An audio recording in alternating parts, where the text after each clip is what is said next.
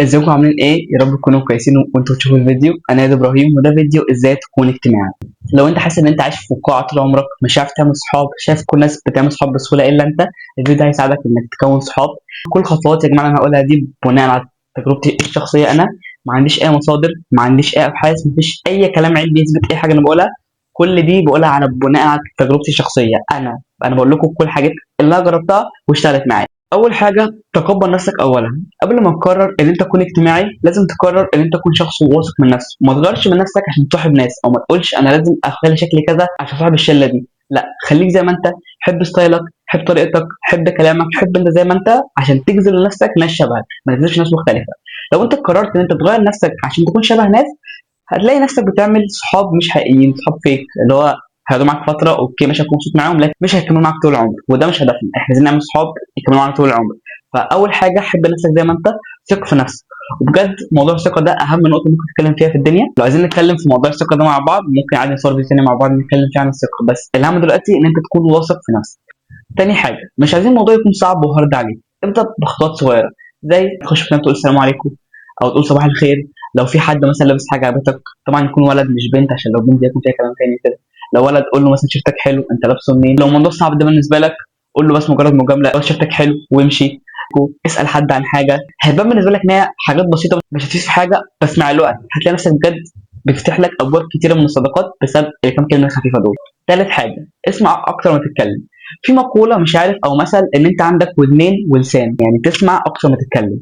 الناس بتحب الشخص اللي يسمعهم، بتحب الشخص اللي يسالهم، بتحب الشخص اللي يبان ان هو مهتم اللي هم بيقولوا له. كون انت الشخص ده، جرب عشان تعمل صداقات اجتماعيه. اسمع اكتر ما تتكلم.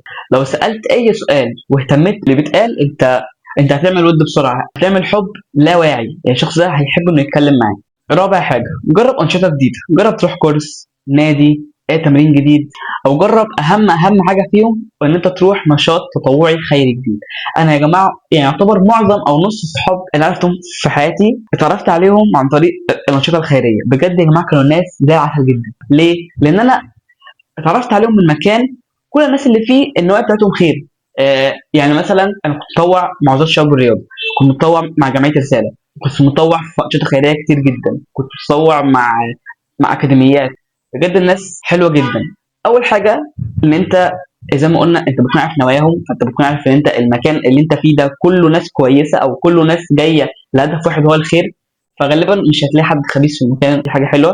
تاني حاجه، هتلاقيهم اغلبهم او كلهم ناس اجتماعيين هم يتعرفوا عليك.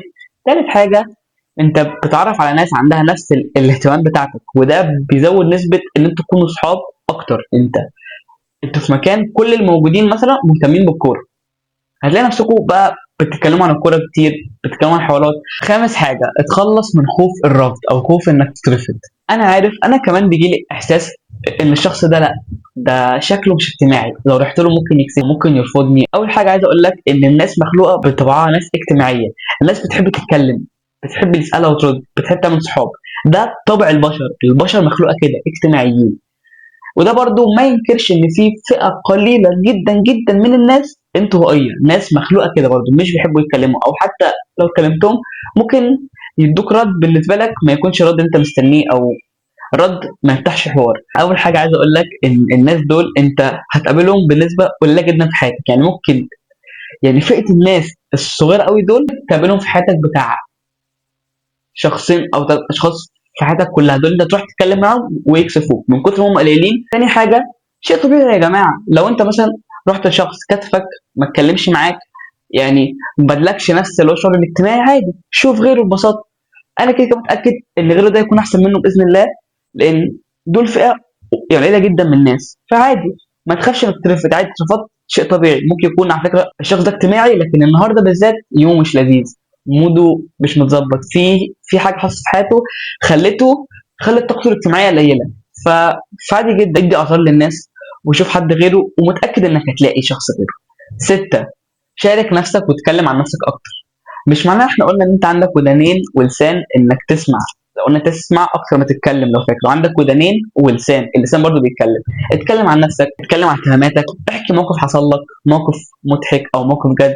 ده هيخلي الناس تعتبر ان انت شخص فعلا فريندلي اكتر وان انت شخص طبيعي، وهيكسر بينكم الحاجز الجليد اللي هو ده لا شخص متكبر مش هتكلم معاه، لا.